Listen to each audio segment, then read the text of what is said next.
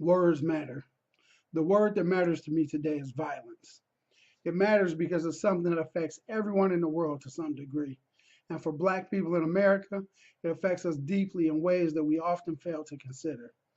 Once we have developed a clear concept of what violence really entails, we can develop a clearer understanding of how much violence we really experience and why so many of us are in constant states of outrage and paranoia, amongst other feelings. Merriam-Webster first defines violence as the use of physical force as to injure, abuse, damage, or destroy. The second definition is injury as if by distortion, infringement, or profanation. The World Health Organization has a more comprehensive definition. The intentional use of physical force or power, threatened or actual, against oneself, another person, or against a group or community, which either results in or has a high likelihood of resulting in injury, death, psychological harm, maldevelopment, or deprivation. Some important takeaways from these definitions. None of them specifies the victim or the perpetrator. It doesn't say perpetrated by a civilian, a non state actor, or a criminal. It doesn't say committed against an innocent person.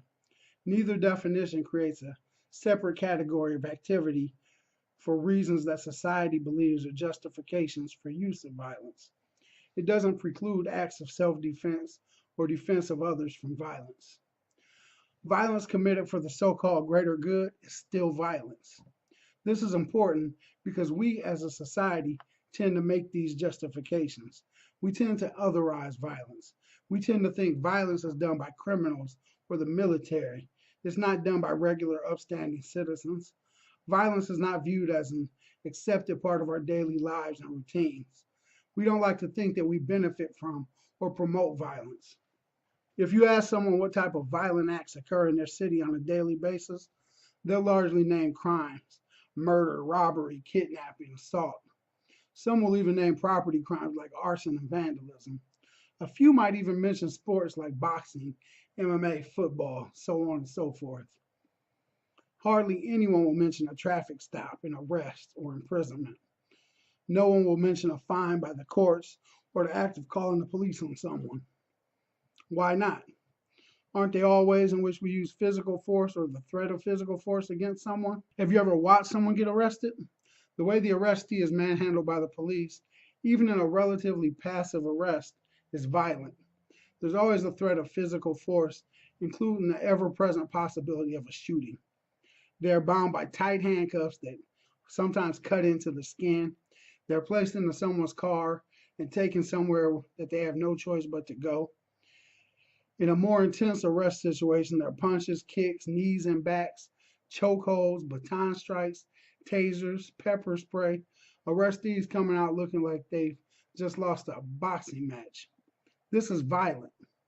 It's just as violent when perpetrated by a police officer as it is when perpetrated by someone else. Imagine me and a group of my friends doing what I just described to anyone. We'd be charged with assault, battery, kidnapping, and a slew of other crimes as the prosecutor saw fit. So an arrest is clearly an act of violence. So is a traffic stop or a stop of an individual on the street. An individual is assailed and told that they have to cooperate under the threat of a show of force. This is violence. If a civilian does this to someone, it's called kidnapping. So just being stopped and not being free to go, that's violence.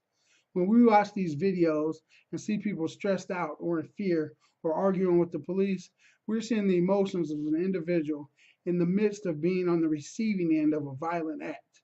Whether you feel it's justified or not, it's still violent. Violence is not something that only occurs outside of society's acceptance and sanction. Violence is the basis of our entire system of law and order. Stopping someone is violent. Arresting someone is violent. Putting someone in prison is violent. When you're locked up, your every move is governed by constant coercion under the threat of violence, whether it be by other inmates or by whatever correction officer is in charge at any given moment. This violence is the underlying threat that gives courts and judges and prosecutors and probation officers power.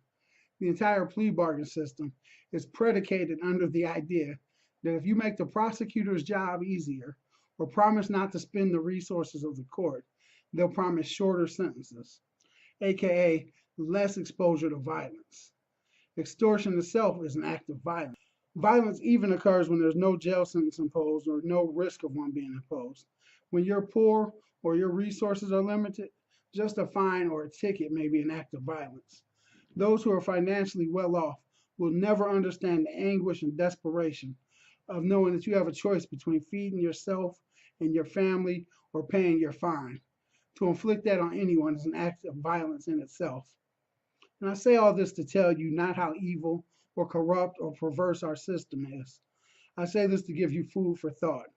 When you watch the news or read the paper, think about how much violence really goes on. When you're discussing crimes and suspects, discuss how much violence they have been exposed to.